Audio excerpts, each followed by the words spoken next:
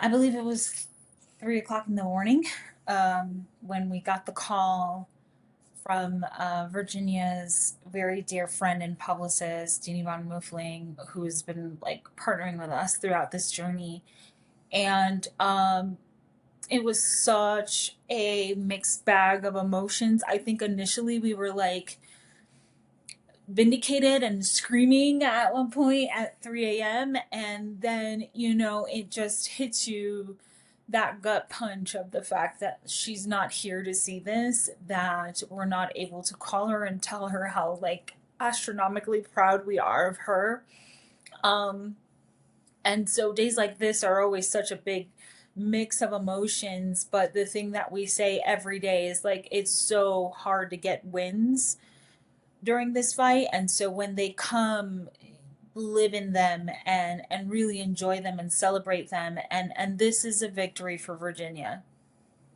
The first, as Amanda described it, the first gut reaction is like this just celebration for her. But then as the day progresses, like right before this interview, we went out and got some breakfast real quick because we got a long day ahead of us. And, I just started crying in the middle of a breakfast. I'm like, man, people probably think I'm psycho over here. Yeah. But the reality is like it just hits you in certain ways. And I think that's what we're going to experience throughout the day. And even to come because her survivor sisters are so proud of her too. I mean, this is just such a win for Virginia and for all survivors out there, truly.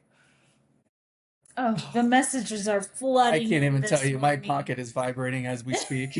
They are so um they're so proud, they're so happy, they're so supportive like of us. They've been such a big like factor in like keeping us afloat throughout this process. And it's a win for them too. It's a win for them too. And so yeah, they're flooding us today with so much love and celebration and support.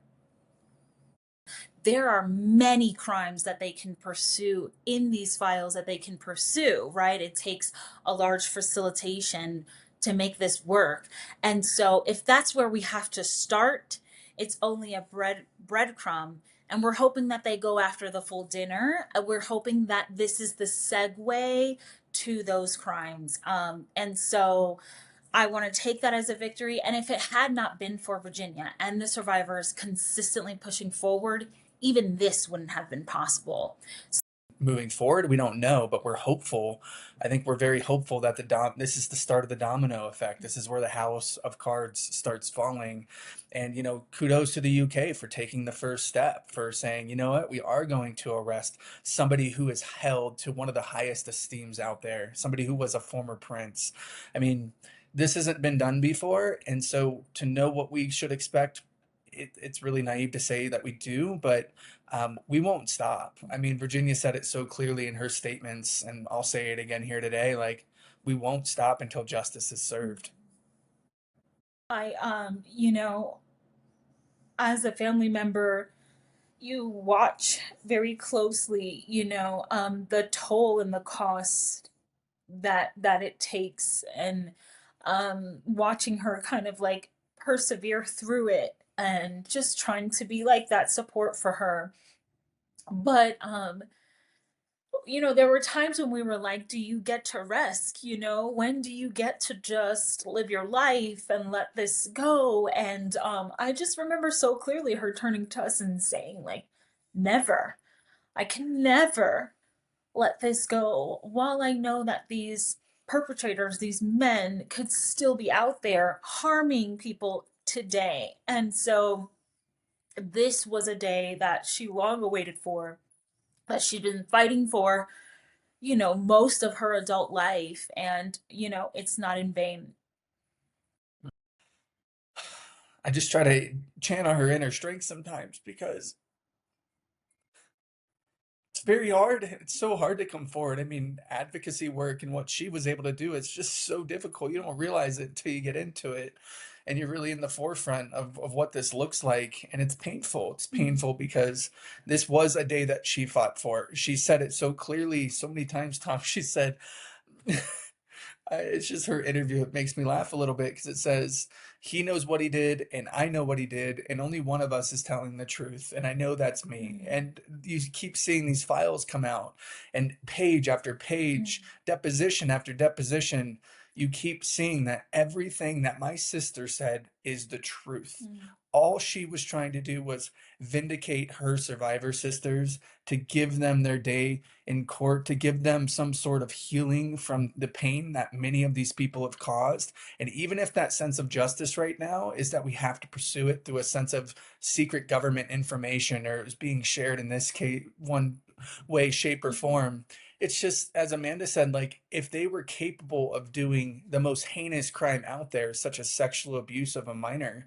what else are they capable of? Mm. So we'll take the win today, and we don't want anybody to take that away from the survivors, because the Yes. truth is we wouldn't be at this point if it weren't for Virginia, and it weren't for the passing of the Epstein Files Transparency Act, and the continued advocacy of us and of survivors out there. You know, this is a win for every survivor out there today. So absolutely. I mean, we would love the opportunity to meet King Charles and members of the royal family.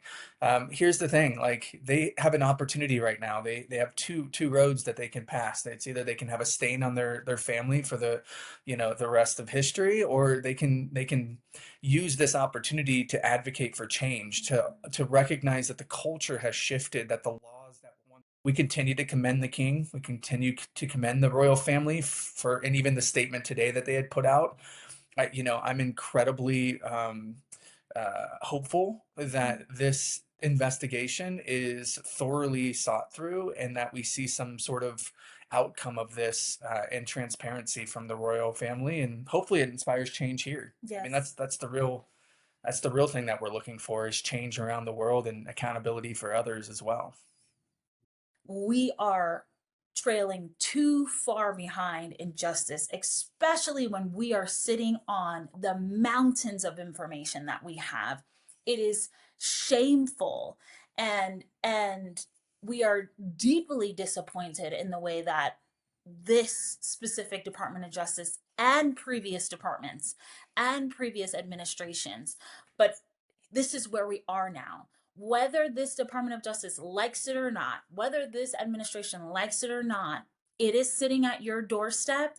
You do not have a choice now. Okay. The world is looking at us to do the right thing here. And if they can't do the right thing, they should resign. I think we'll be opening her favorite bottle of champagne this evening and having a toast. Virginia, when Sky was there the last week and they had some time together, she specifically made him go out of the way and sat with him, and they toasted together. And so every time that we think of her, we have an event, we pop open a bottle of champagne, her favorite. And so we expect to do that tonight. We might call At some some of the point. survivors and do it together on FaceTime and just take a moment. Mhm.